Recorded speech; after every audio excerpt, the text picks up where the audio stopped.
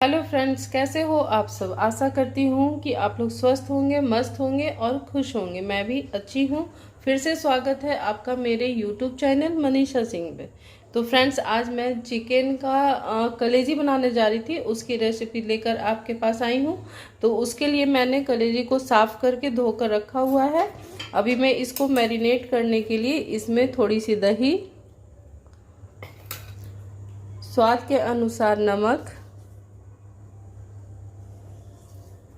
थोड़ी सी हल्दी,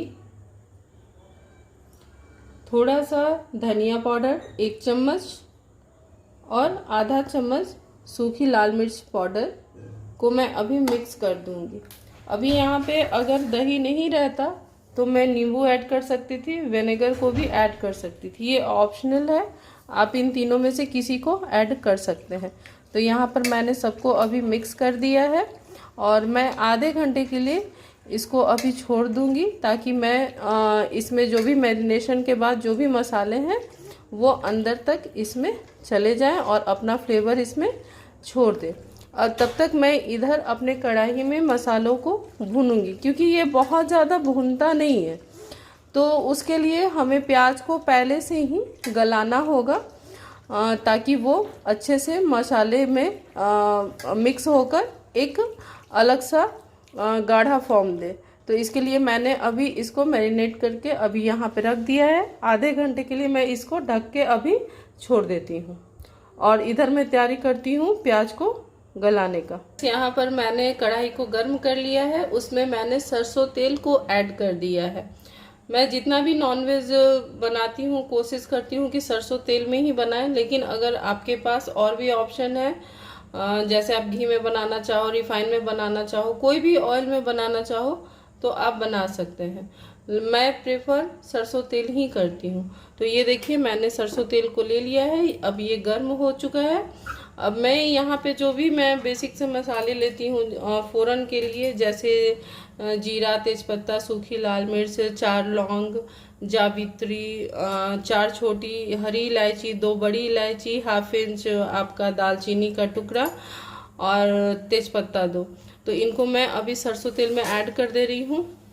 और जब ये पूरी तरह से चटक जाएगा तो उस समय मैं फिर इसमें प्याज डालूंगी। और ये जो मैंने छोटा सा एक टुकड़ा जब चिकन बनाया था, तो ये बचा हुआ था हमारा जायफल, उसको मैंने अभी कद्दूकस नहीं किया है, अभी मैं करूँगी। तो फिर आपको दिखाती हूँ।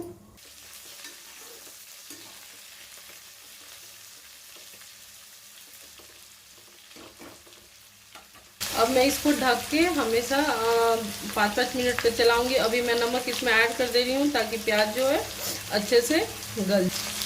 यहाँ पे मैंने नमक चम्मच से ऐड कर दिया है और इसको मैं कम आंच पे अब धीरे धीरे भूनूंगी।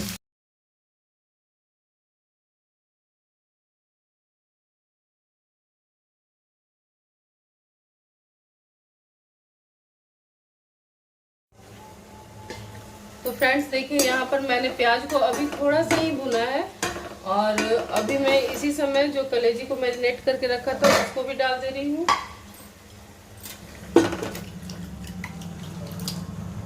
इस समय मैं जो भी बेसिक मसाले होते हैं, जैसे 1 चम्मच लाल मिर्च पाउडर, 2 चम्मच धनिया का पाउडर और 1 चम्मच हल्दी पाउडर, लहसुन अदरक का पेस्ट, ये सारे को मैंने एक थिक सा पेस्ट बना लिया है।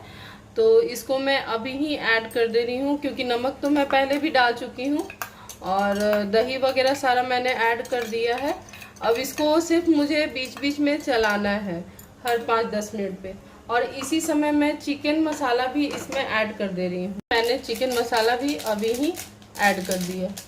अब इसमें मुझे ज़्यादा काम नहीं करना है, बस हर 1-2 मिनट पर आकर मैं देखूंगी तो इसको चला दूंगी, क्योंकि ये पानी खुद से ही प्याज और चिकन के कलेजी का छोड़ देता है, इसी में ये पकता है। यहाँ पे पानी ऐड करने की ज़रूरत नहीं पड़ती है। अगर पानी ऐड करना भी होगा तो लास्ट स्टेज पे करेंगे, अगर हमें ग्रेवी का ज़रूरत होगा तब।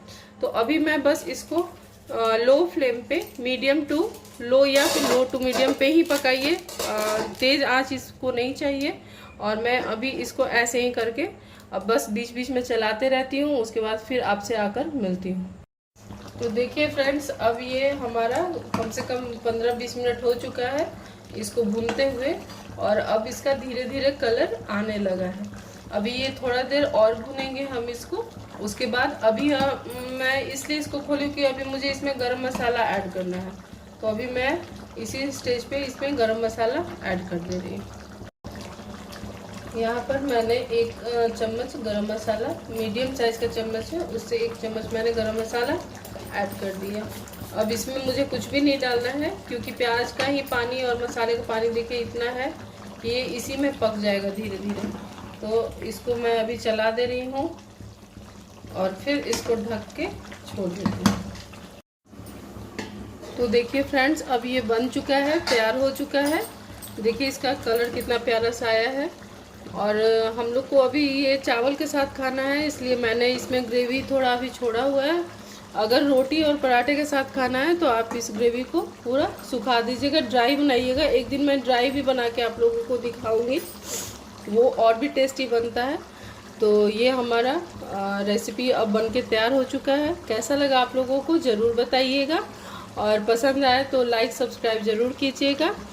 और सभी अपने व्यूवर्स को प्यारा सा धन्यवाद। Bye bye.